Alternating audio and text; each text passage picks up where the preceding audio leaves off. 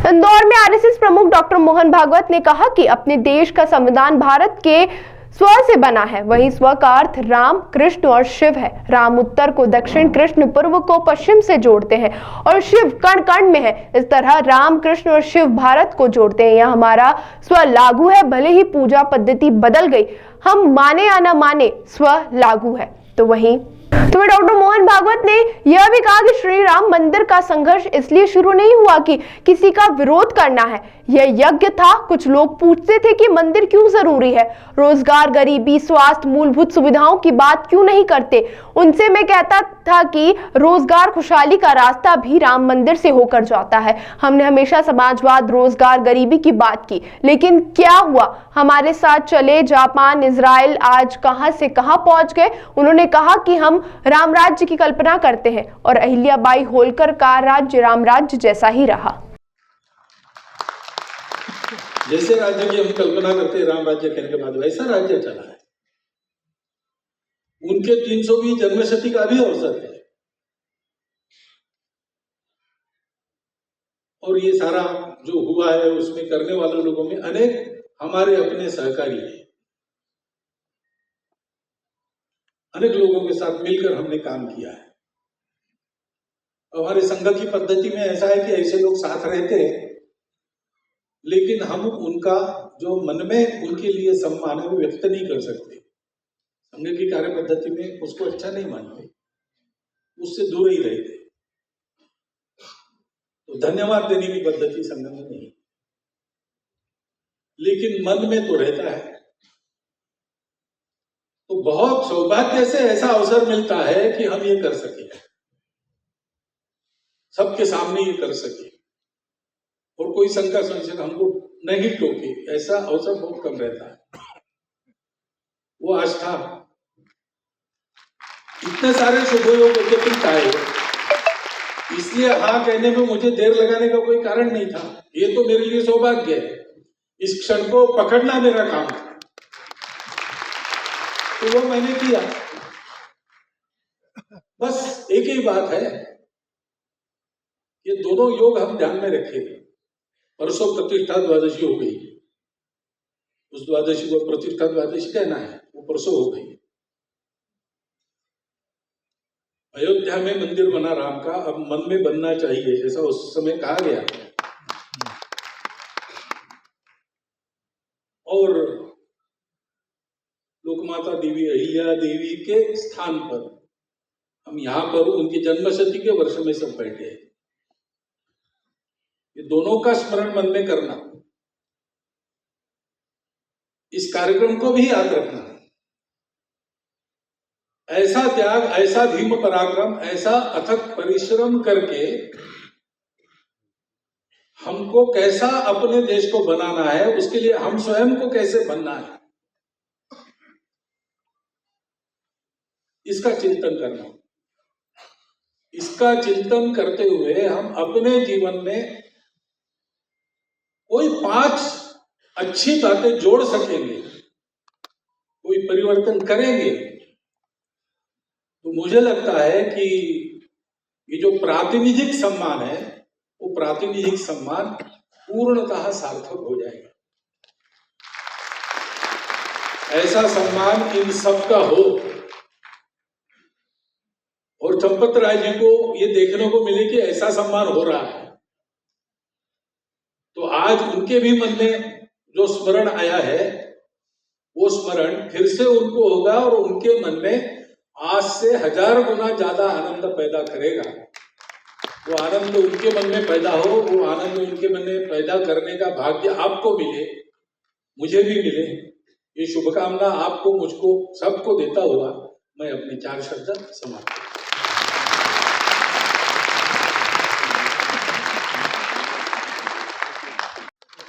पूरे राम जन्मभूमि आंदोलन में जिन लोगों के कारण वो सब आगे बढ़ा और यश को प्राप्त हो गया, उसके प्रतिनिधि आज के सत्कार होते आदरणीय चंपत राय जी,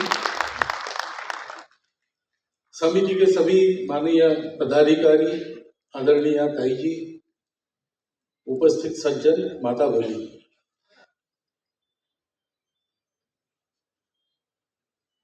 प्रतिष्ठा द्वादशी, पौष शुक्ल द्वादशी का नया नामकरण हुआ। पहले हम कहते थे वैकुंठ एकादशी, वैकुंठ द्वादशी, अब उसको प्रतिष्ठा द्वादशी कहना है। क्योंकि अनेक शतकों से परचक्र झेलने वाले भारत के सच्चे स्वतंत्रता की प्रतिष्ठा उस दिन हो गई। स्वतंत्रता थी, प्रतिष्ठित नहीं हुई, क्योंकि भारत स्वतंत्र हुआ 15 अगस्त को, तो राजनीतिक स्वतंत्रता हमको मिल गई। हमारा भाग्य निर्धारण करना हमारे हाथ में आता। हमने एक संविधान भी बनाया, एक विशिष्ट दृष्टि जो भारत के अपने स्व से निकलती है, उसमें से वो संविधान दिग्दर्शित हुआ। लेकिन उसके जो भाव है उसके अनुसार चला नहीं।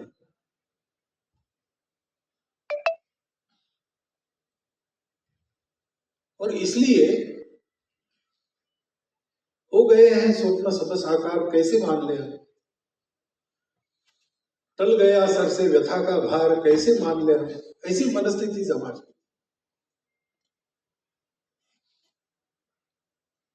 क्योंकि जो आवश्यक स्वतंत्रता में स्व का अधिष्ठान होता है,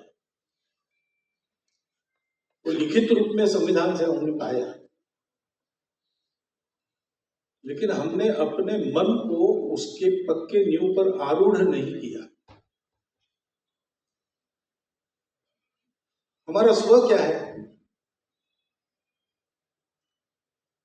राम कृष्ण शिव, क्या केवल देवी देवता है? क्या केवल विशिष्ट उनकी पूजा करने वालों के हैं? ऐसा नहीं है। राम उत्तर से दक्षिण भारत को जोड़ते हैं, लोहिया जी ने कहा है। कृष्ण पूरब से पश्चिम जोड़ते हैं, और शिव भारत के कण कण में व्याप्त है।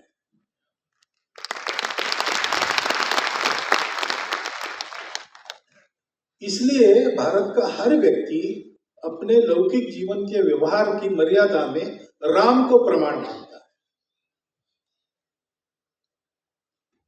जैसा भी जीवन प्राप्त होगा, उस जीवन को झेलते हुए, अगर झेलना पड़े, सुख अगर जीवन मिले तो उसमें से पार होते हुए, अनासक्त कर्म करते हुए श्रेयस को प्राप्त होना कैसे? कृष्ण जैसे, ऐसे भारत का व्यक्ति मानता है। और आखिर जीना किसके लिए है?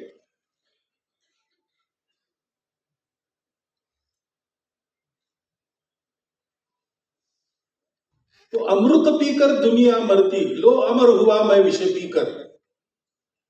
नीलकंठ शिव भगवान का आदर्श जीवन के लिए हम सबके सामने। ये भारत की अपनी प्रकृति का स्व है, उसके प्रकृति का ताना बाना है। उनकी पूजा करने वाले, उनकी पूजा न करने वाले, सब पर लागू है। जानते हो ना जानते हो, ये लागू है। यानी मैं कह रहा हूं, लागू करना नहीं चाहता हूं, मैं को हूं करने वाला, और कोई लागू कर भी नहीं सकता, करना भी नहीं चाहिए जबरदस्ती। परंतु ये हमारे स्व में, हमारी प्रकृति में है। हमारी पूजा बदल गई तो भी हमारा स्व वही है। ऊपर के उपचारों का परिवर्तन उसको बदल नहीं सकता। इस सत्य को जानना है। हम भारत के लोग यानी कैसे है, कौन है, क्या है, बाकी दुनिया से कैसे विशिष्ट है।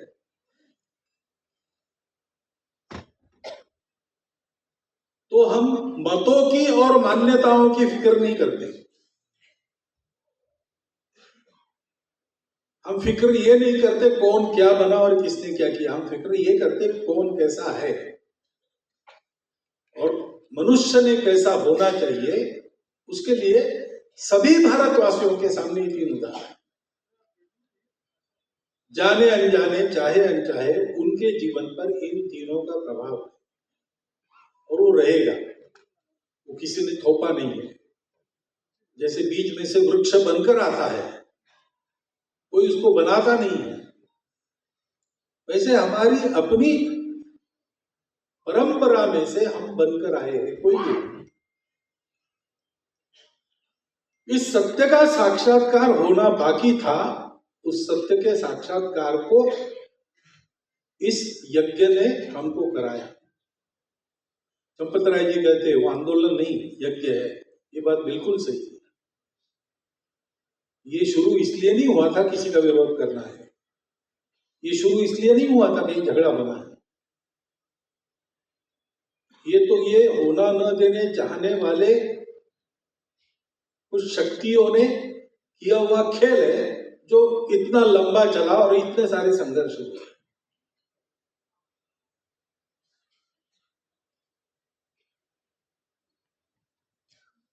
भारत का स्व मर जाए, भारत का स्व अपनी गर्दन ऊंची न कर सके। ताज़ा खबरों के लिए सब्सक्राइब करें JSR टाइम्स और साथ ही नोटिफिकेशन पाने के लिए बेल आइकन को दबाएं।